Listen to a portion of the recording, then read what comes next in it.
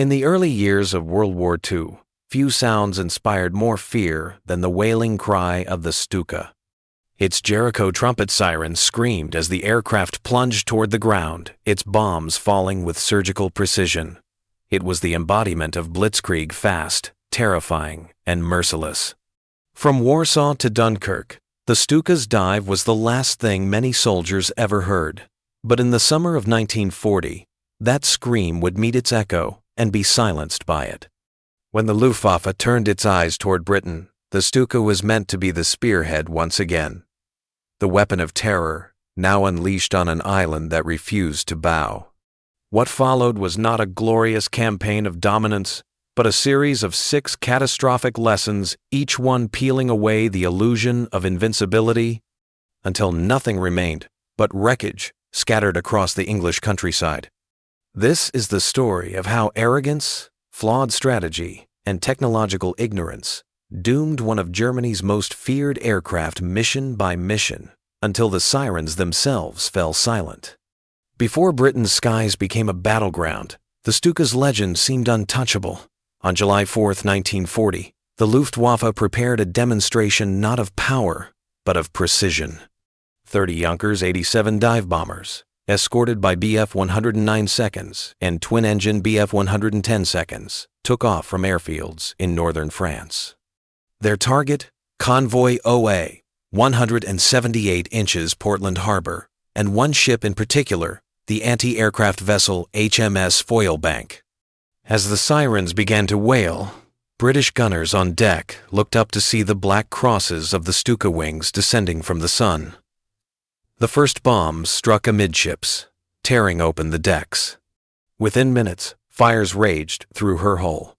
Foylebank fought back desperately, her twin 4-inch guns hammering at the sky, but the dives came again, steeper, faster, more precise. In just 8 minutes, the ship's power was gone.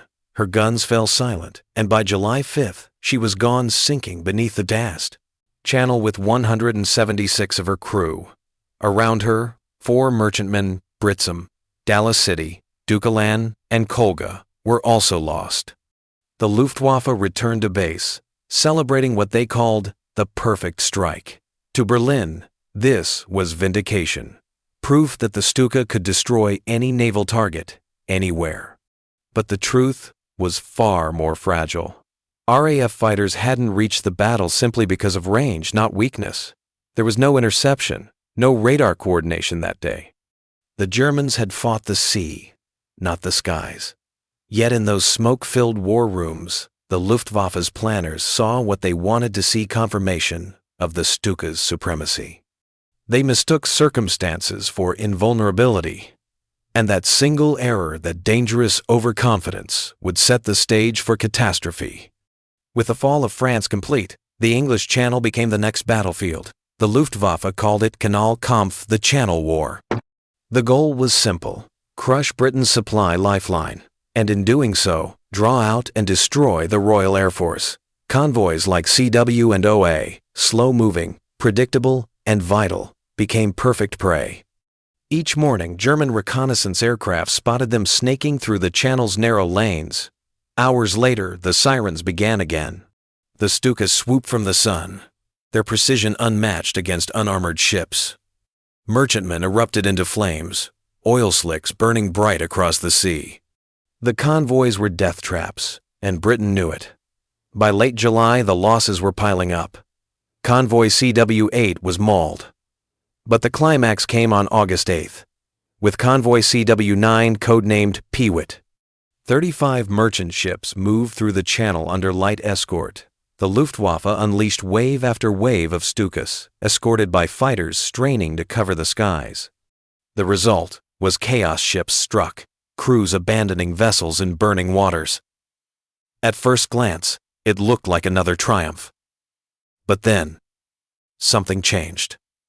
British radar, that invisible network of masts along the southern coast, began to guide Hurricanes and Spitfires straight into the German formations. The Stuka, once a predator, became prey. Its slow climb after a dive left it hanging in the air, exposed. Hurricanes cut through the bombers like knives, and retreating Stukas littered the sea. By early August, it was clear. The Channel War was unsustainable. The Stuka's success depended entirely on perfect escort timing, and there were never enough Messerschmitts to go around. Goering's strategy of attrition failed. RAF Fighter Command was not being worn down. It was adapting, improving, striking back harder each time. Kanalkampf had begun as a test. It ended as a warning, one the Luftwaffe refused to hear. By early August, frustration rippled through Luftwaffe command. The Channel War hadn't broken Britain, it had strengthened her defenses. Convoys still sailed, radar still worked, and the RAF was very much alive. So Goering shifted focus. The new plan, Adlerangriff, or the Eagle attack. The Stuka would now strike at the RAF's very heart, its airfields, command centers, and radar chain to blind the British before the invasion. August 12, 1940, Adlertag Eagle Day. At dawn, the sky above the French coast swarmed with aircraft.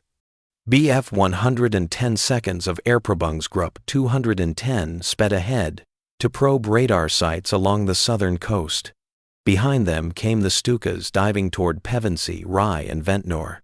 The precision was extraordinary. Radar towers crumbled. Airfields like Manston and Limpty were struck, hangars blasted open, and the ground burned. For a few brief hours, the Luftwaffe believed the RAF was reeling. But the illusion broke almost as quickly as it formed. Within hours, British repair crews restored most of the damaged airfields. Radar stations that appeared knocked out were functioning again by dusk. The blind radar network was still watching, still guiding squadrons to intercept incoming waves. Worse still, the Stukas' weakness had become undeniable. Each dive brought them into the perfect gun range of RAF fighters waiting below. On August 13th alone, the Luftwaffe lost 47 aircraft, many of them Stukas, against just 13 British fighters. For the first time, German pilots began to whisper the unthinkable. The Stuka was no longer a weapon, it was bait. Every dive was a one-way trip, every climb, a gamble with death. And while their bombs were devastatingly accurate, they could not destroy what mattered most: radar, coordination, and British resolve. Adlerangriff had promised to break Fighter Command in days.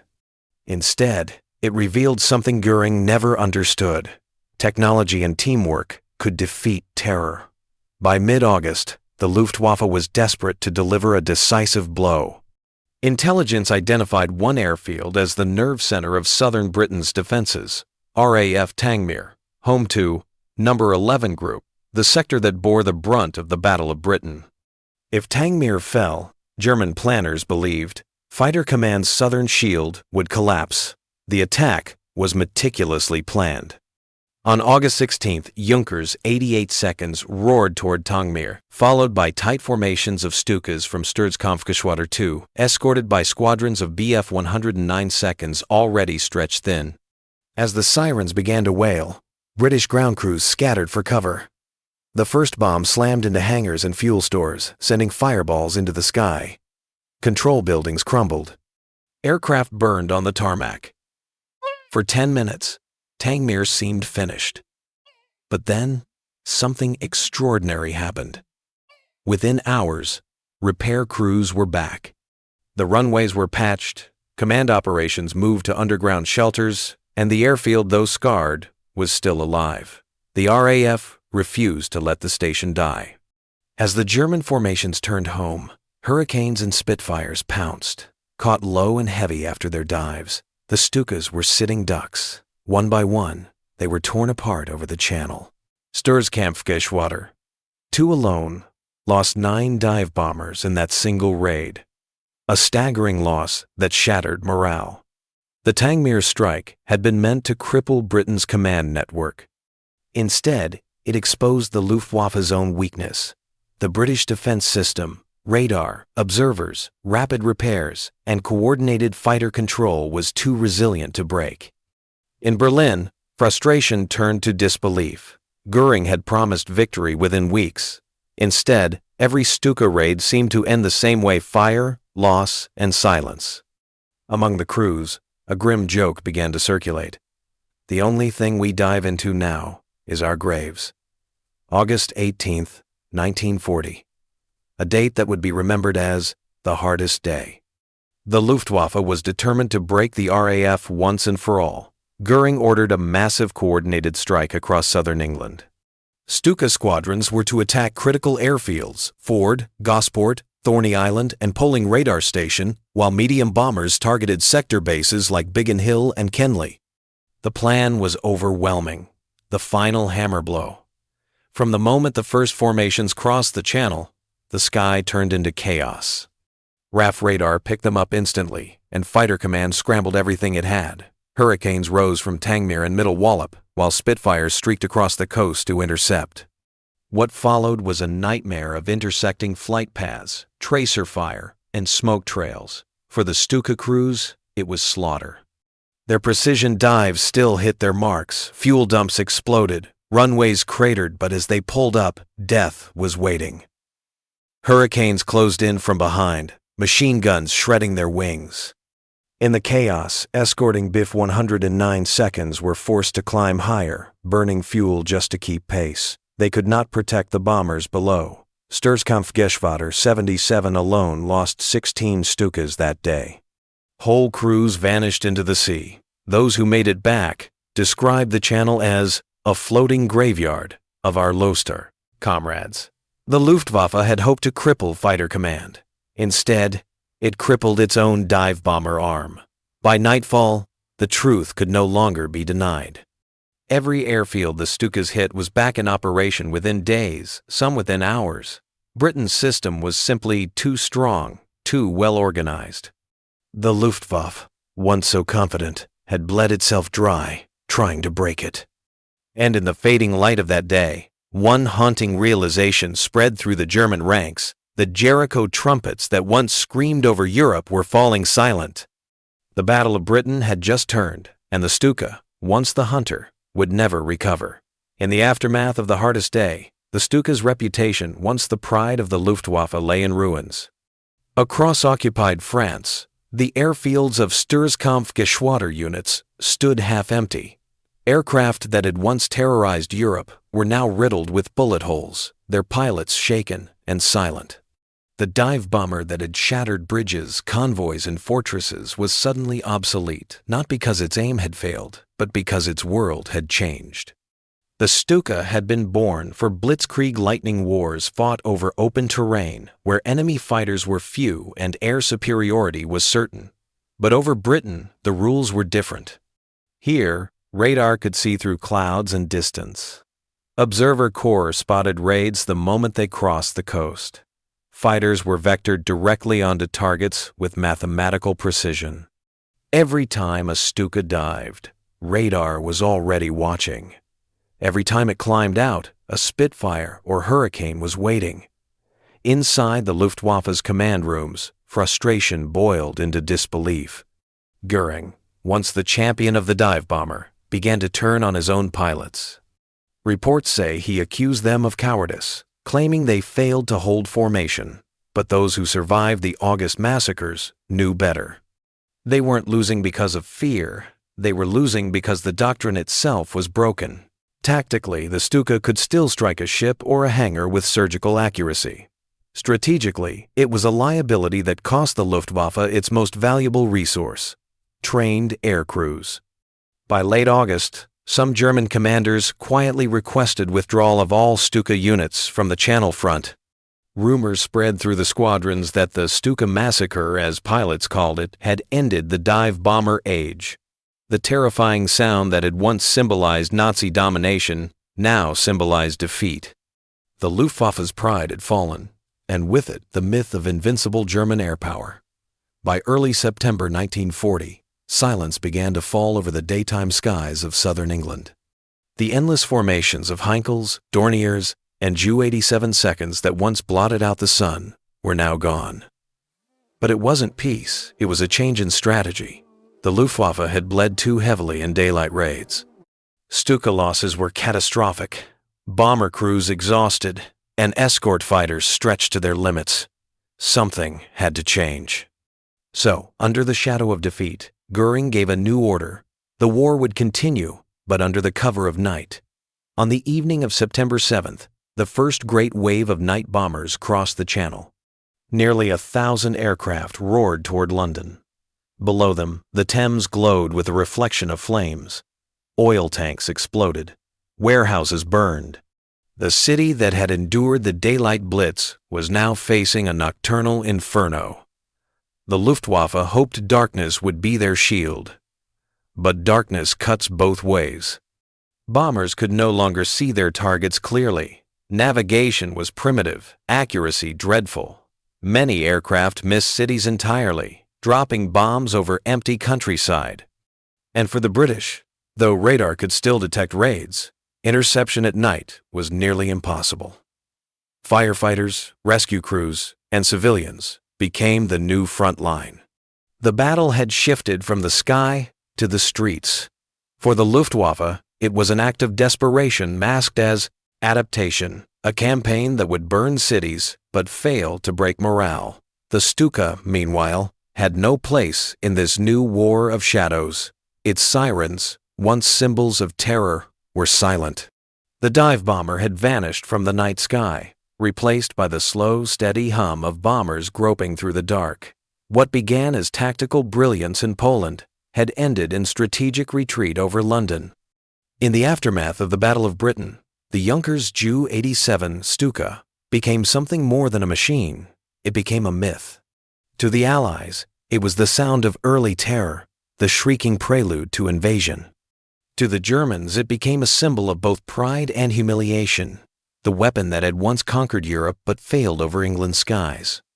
Across history books and war documentaries, the Stuka is remembered not just for what it destroyed, but for what it revealed: the limits of air power when it meets resistance. It proved that precision alone could not win a war if control of the skies was lost. Even after its withdrawal from Western Europe, the Stuka continued to fight in the Mediterranean, in North Africa, and on the Eastern Front. There, against slower Soviet aircraft and vast open terrain, it regained some of its deadly reputation. Pilots like Hans-Ulrich Rudel turned it into a flying tank destroyer, rewriting its purpose as a close support weapon rather than a precision bomber. But the lessons of 1940 remained carved into its steel wings. The Stuka had thrived in a world where the enemy could not fight back, and crumbled when it finally could. Today, the image of the diving Stuka, its wailing siren, its black crosses, its almost vertical plunge remains one of the most chilling in the visual language of World War II.